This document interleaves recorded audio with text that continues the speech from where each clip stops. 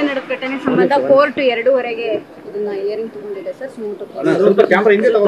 ಈಗ ನೋಡಿ, ನಮ್ಗೆ ಈ ಘಟನೆ ಇದೆಯಲ್ಲ, ನಾವ್ಯಾರು ಇಂಥ ಪರಿಸ್ಥಿತಿ ನಮ್ಮ ರಾಜ್ಯದಲ್ಲಿ ನಿರ್ಮಾಣ ಆಗ್ತದೆ ಅಂತ ನಾವು ಅಪೇಕ್ಷಿಸಿಲ್ಲ. ಅವರು RCB ಅವರು ಬರ್ತಾ ಇದೀವಿ ಅಂತ ಹೇಳಿ ಅವರು ಇನ್ಫಾರ್ಮೇಶನ್ ಮೀಡಿಯಾಗೆ ಕೊಟ್ಬಿಟ್ಟಿದ್ರು.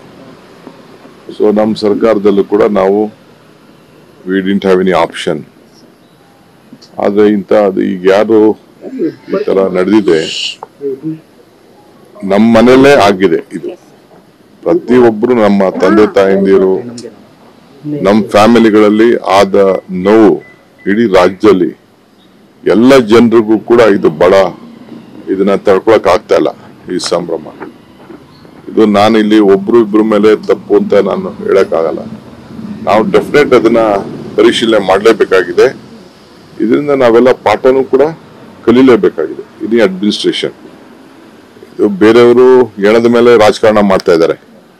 ಕುಮಾರಸ್ವಾಮಿ, ಬಿಜೆಪಿ ಅವರೆಲ್ಲ ಅವ್ರದ್ದು ವೃತ್ತಿ ಅದು. ಎಣದ ಮೇಲೆ ರಾಜಕೀಯ ಮೊದಲಿಂದನೂ ಅವರು ನಡ್ಸ್ಕೊಂಡು ಬಂದಿದ್ದಾರೆ. ಬೇಕಾದ್ರೆ ನಾನು ದೊಡ್ಡ ಪಟ್ಟಿ ಕೊಡ್ತೀನಿ. ಅವ್ರವ್ರ ಅಡ್ಮಿನಿಸ್ಟ್ರೇಷನ್ಗಳಲ್ಲಿ ಏನೇನಾಯ್ತು ಅಂತ ನಾನ್ ರಾಜಕಾರಣ ಅವ್ರ ತರ ರಾಜಕಾರಣ ಮಾಡ್ಲಿಕ್ಕೆ ನನಗೆ ಇಷ್ಟ ಇಲ್ಲ. ಬಟ್ ನನಗೆ ಐ ಆಮ್ ವರಿಡ್ ಅಬೌಟ್ ಆ ಪಾಪ ಮಕ್ಕಳು, ಆ ಚಿಕ್ಕ ಮಕ್ಕಳು ಬಹಳ ನಾನು ನೋಡಿದೆ 45 ವರ್ಷ ಮಕ್ಕಳು ಎಲ್ಲ ಈ ರೀತಿ ಆಗಿದ್ದು. 10 ಜನ ನಾನು ನೋಡಿದೀನಿ, ನನ್ನ ಕಣ್ಣಲ್ಲದೆ. ಯಾವ ಫ್ಯಾಮಿಲಿನೂ ಡೈಜೆಸ್ಟ್ ಮಾಡ್ಕೊಳಕ್ ಸಾಧ್ಯ ಇಲ್ಲ. ಪೊಲೀಸ್ ಕಮಿಷನರ್ ಅವರು ನನಗೆ ಇಮಿಡಿಯೇಟ್ 10 ಮಿನಿಟ್ಸ್ ಅಲ್ಲಿ ಕ್ಲೋಸ್ ಮಾಡ್ಸಕ್ಕೆ ಮಾಡಿ ಅಂತ ಹೇಳಿದ್ರು. ಇಮಿಡಿಯೇಟ್ ನಾನು ರಶ್ ಮಾಡಿದೆ ಅಲ್ಲಿಗೆ. ಪಾಪ ಪೊಲೀಸ್ ಕಮಿಷನರ್ ಬಂದು ಹೇಳಿದ್ರು,